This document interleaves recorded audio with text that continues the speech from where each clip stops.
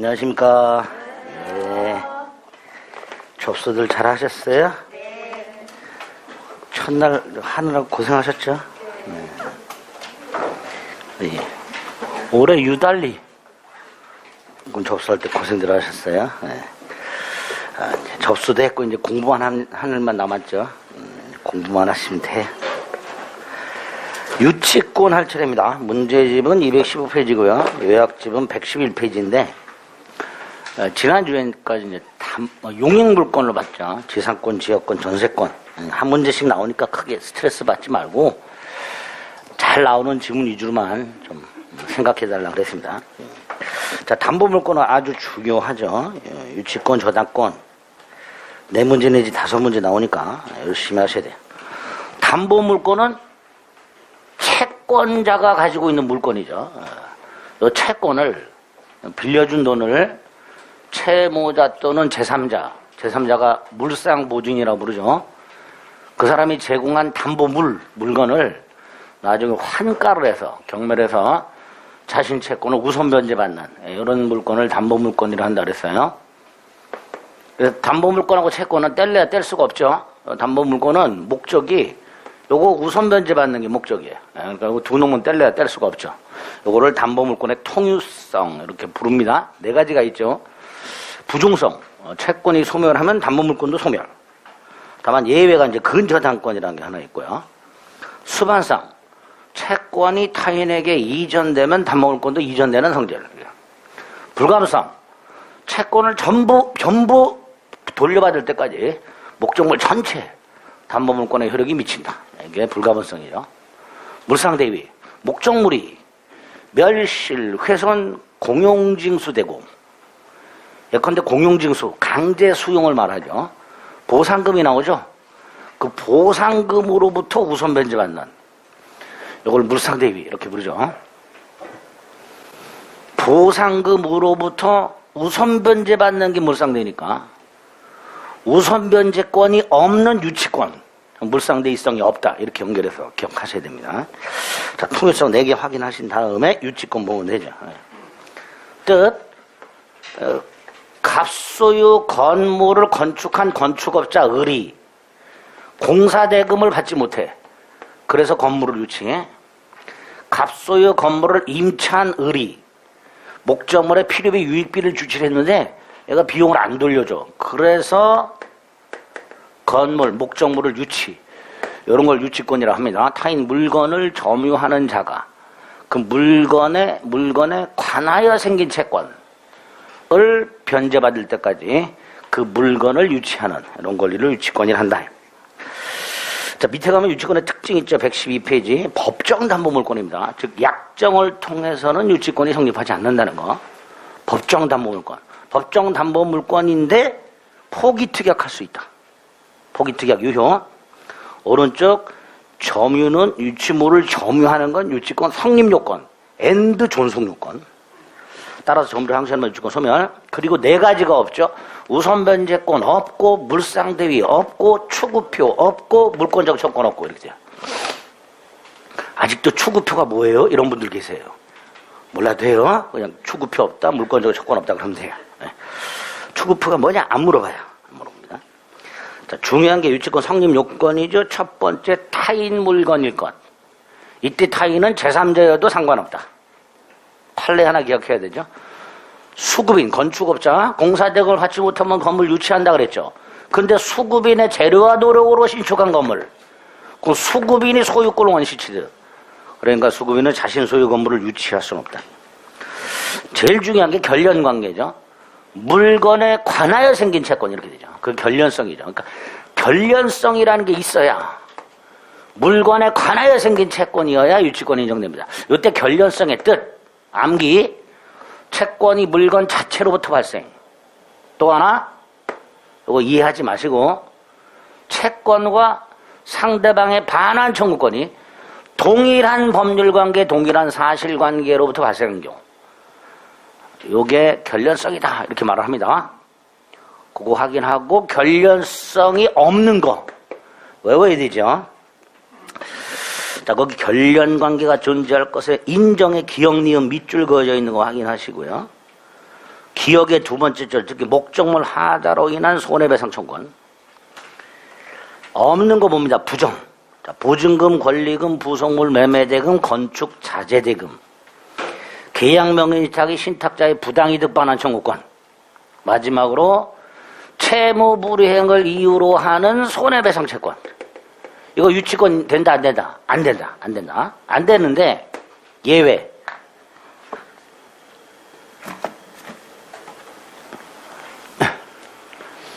요 채무가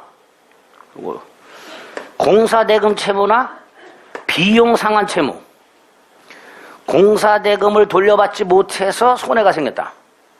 이런 경우에는 요 자체가 결렬성 인정이 됩니다. 따라서 그 채무 불이행을 이유로 하는 손해배상도 결렬성 인정된다. 단순히 채무 불이행 손해배상 채권은 결렬성 인정 안 돼요. 유치권 안 돼. 그런데 결렬성이 인정되는, 즉 원채무가 결렬성 인정된다면 그 채무 불이행 손해배상 결렬성 인정된다. 관련 판례 1번. 2번. 유치권은 유치권자가 물건을 점유하고 그 다음에 채권이 생긴 경우, 요걸 물건의 점유와 채권의 결렬성 이렇게 불러요. 점유하고 나서 채권이 생기는 것을 점유와 채권의 결렬성 그래요. 그런데 공사대금 채권이 먼저 생기고 나중에 건물을 점유하더라도 유치권이 인정이 돼요. 그러니까 물건과 채권의 결렬성은 필요해. 유치권이 성립하려면. 그러나 점유와 채권의 결렬성은 필요 없다. 이렇게 얘기하죠. 그게 2번. 세 번째, 유치권은 물권이어서 누구에게나 주장이 가능해. 하지만 딱 한 놈한테는 주장을 못해. 유치권이 성립하기 전 그 목적물의 경매 개시가 결정이 되고 그 사실이 등기부에 기입 등기가 되면 목적물이 압류가 돼. 그 후에 유치권이 성립한 경우에는 이 경매 절차의 매수인에게는 유치권을 주장할 수 없다. 관련 판례 1번, 2번, 3번 기억하셔야 됩니다. 다음 페이지 세 번째 요건, 채권이 변제기가 도래해야 됩니다. 여기서 조심할 거, 임차인이 지출한 비용 중에 필요비와 유익비, 그 중에 유익비, 임대인이 법원에 청구하여 상환기간을 허여받을 수 있다. 이렇게 유익비에 대해서 상환기간을 허여받으면 유익비는 변제기가 도래하지 않은 거니까 유치권도 성립하지 않는다. 4번, 유치권자가 목적물을 점유해야 되죠. 첫째, 적법 점유해야 되죠. 두 번째, 적법 점유가 추정되니까 유치권자 스스로 적법 점유임을, 즉 불법 점유가 아님을 증명할 필요가 없다. 이렇게 되죠. 따라서 그 밑에 반가로 2번, 점유할 권원을 상실했다. 즉 임차권이 소멸했다. 그런데도 임차인이 목적물을 반환하지 않은 채 계속 점유한다. 그 상태에서 비용을 지출했다. 불법 점유 상태에서 지출한 비용이죠. 비용 상환 청구권은 인정된다. 유치권은 인정되지 않는다. 그리고 반가로 1번, 유치권자가 스스로 직접 점유하는 경우뿐만 아니라 용역업체와 계약을 맺고 용역업체로 하여금 건물을 직접 점유하게 하고 유치권자가 간접 점유, 이때도 유치권 인정된다. 그러나 채무자가 직접 점유, 이거는 안 된다. 채무자가 직접 점유하고 유치권자가 간접 점유하는 경우에는 유치권 성립 요건으로서의 점유가 아니다. 이렇게 되죠. 거기 반가로 1번. 반가로 3번은 불가분성이죠. 다세대 주택 창호공사업자가 한 세대만을 점유했다 하더라도 전체 창호공사 비용 잔액을 비담보 채권으로 하여 유치권이 성립한다. 당사자세 유치권 배제 특약이 없어야 되죠. 그 유치권 배제 특약이 있으면 유치권 성립하지 않는데, 그 배제 특약에 해당되는 거 일단 하나, 원상회복 특약. 임대인과 임차인 사이의 목적물을 안중에 원상에 복구하기로 한다는 특약은 임차인이 목적물에 지출한 비용을 포기하는 특약이고, 따라서 유치권도 포기했다. 이렇게 되죠. 유효하다. 이렇게. 유치권의 효력 중에 첫 번째가 유치권이 있죠. 물권으로서 3번, 누구에게나 주장할 수 있고 심지어 목적물이 경매되더라도 유치권을 소멸하지 않으며 경락인에까지 유치권 주장할 수 있다. 한 놈만 빼고 압류 후 유치권 성립. 이때는 매수인에게 주장 못한다. 이거 하나 빼고. 그 경락인에게 물건의 인도를 거절할 수 있으나 4번 변제를 청구할 수는 없다. 5번 상대방이 반환 소송을 제기했다. 첫째, 유치권자는 유치권을 주장해야 법원은 고려한다. 법원이 유치권을 인용하게 되면 원고 패소가 아닌 원고 일부 승소 판결한다. 3, 4, 5번 확인하셔야 됩니다. 두 번째가 오른쪽에 경매권이 있죠. 유치권자는 우선 변제권이 없어. 그러나 채권의 변제를 받기 위하여 경매할 수 있다. 이것은 채권의 변제를 받기 위하여란 말은 우선 변제를 받기 위하여가 아니라 환가를 위하여 이렇게. 그 다음에 간이변제 충당, 목적물 자체를 변제 충당하는 걸 말합니다. 4가지 요건. 정당한 이유가 있을 것, 감정인 평가를 걸치고 법원에 청구할 것, 미리 채무자에게 통지할 것. 우선 변제권은 없지만 채무자가 파산하면 파산법상 별제권이라는 우선 변제권이 인정이 됩니다.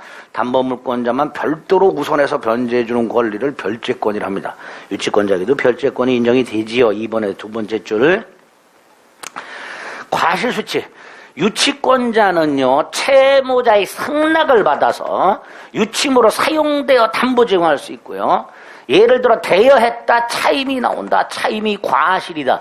이걸 수취해서 원본 및 이자에 충당할 수 있는 과실수취권이라는 게 있다. 단 과실을 수취해서 원본 및 이자에 충당하려면 반드시 채무자의 승낙을 받아서 사용되어 담보 제공해야 된다. 그 다음에 그 유치물 사용권에 보면 3번. 자, 채무자, 유치권자는 채무자의 승낙이 없이는 유치물로 사용되어 담보 제공 못해. 단, 보존에 필요한 사용만큼은 승낙 없이 할 수 있다. 첫째, 보존에 필요한 사용, 승낙 없이 했으니까 과실 수치 못해. 따라서 그 과실은 부당이득으로 반환해야 돼. 두 번째, 보존에 필요한 사용이 뭐가 있을까? 2가지. 주택 건축업자가 공사대금을 받지 못해서 주택을 유치하면서 거주 사용하는 것. 임차인이 비용을 돌려받지 못해서 그 목적물을 유치하면서 기존대로 사용하는 것. 2가지가 보존에 필요한 사용입니다. 판례가 얘기하는 그거는 승낙 없이 할 수 있다. 이렇게 되죠. 유치권자가 목적물에 지출한 비용은 별도로 청구할 수 있다. 다음 페이지 의무 2개. 유치권자는 남의 물건이니까 선량한 관리자의 주의 의무로 목적물을 보관하라. 채무자의 승낙 없이는 유치물로 함부로 사용되어 담보 제공할 수 없다. 위반하면 채무자는 유치권 소멸을 청구할 수 있다. 첫째, 형성권이다. 두 번째, 의무 위반 사실만으로 당연히 소멸하는 게 아니다. 소멸 청구해야 소멸한다. 유치권 소멸 사유 중에 두 번째 것, 담보물권의 공통된 소멸 사유, 채권 소멸. 두 번째, 채권 소멸 사유 중에 하나, 소멸시효의 완성. 채권이 소멸시효가 완성돼서 소멸하면 유치권도 소멸한다. 세 번째, 유치권 행사와 채권 행사는 별개다. 을이 물건의 인도를 거절하면서 유치권을 행사하고 있다 하더라도 채권을 따로 행사하지 않는 한 이 채권은 소멸시효에 걸린다. 그래 조문이 하나 있죠. 유치권의 행사는 채권 소멸시효 진행에 영향을 미치지 않는다. 세 번째가 유치권 특이의 소멸 사유 3개, 의무 위반을 이유로 하는 유치권 소멸 청구. 두 번째, 상당한 다른 담보 제공에 의한 유치권 소멸 청구. 자, 요거 첫째, 그 상당한 담보란 유치 목적물 가액에 상당한 담보가 아니라 채권액에 상당한 걸 의미한다. 두 번째, 물적 담보, 즉 물건뿐만 아니라 인적 담보, 보증인을 데려와서 보증계약을 체결하게 하는 이것도 포함된다. 세 번째, 상당한 담보에 대해서만큼은 유치권자의 승낙 또는 승낙을 가름하는 판결이 필요하다. 따라서 이 상당한 담보 제공한 유치권 소멸 청구권은 형성권이 아니다. 상당한 담보가 제공됐다는 사실만으로 소멸하는 게 아니다. 플러스 유치권 소멸 청구의 의사표시가 따로 있어야 한다. 이렇게 되죠.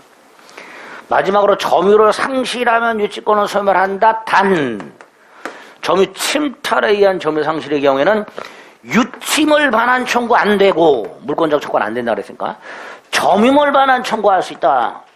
침탈 당한 날부터 1년 내에. 두 번째, 점유를 회복해야 유치권은 부활한다. 점유를 회복해야 유치권은 부활한다. 그 정도. 이게 다야. 이게 유치권 다야. 지상권의 양의 3분의 1밖에 안 돼요. 그죠? 지상권은 법정 지상권만 해도 그냥 2분의 1.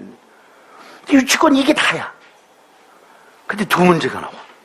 그러니까 당연히 열심히 해야죠. 어떻게 나오는지 문제 보겠습니다.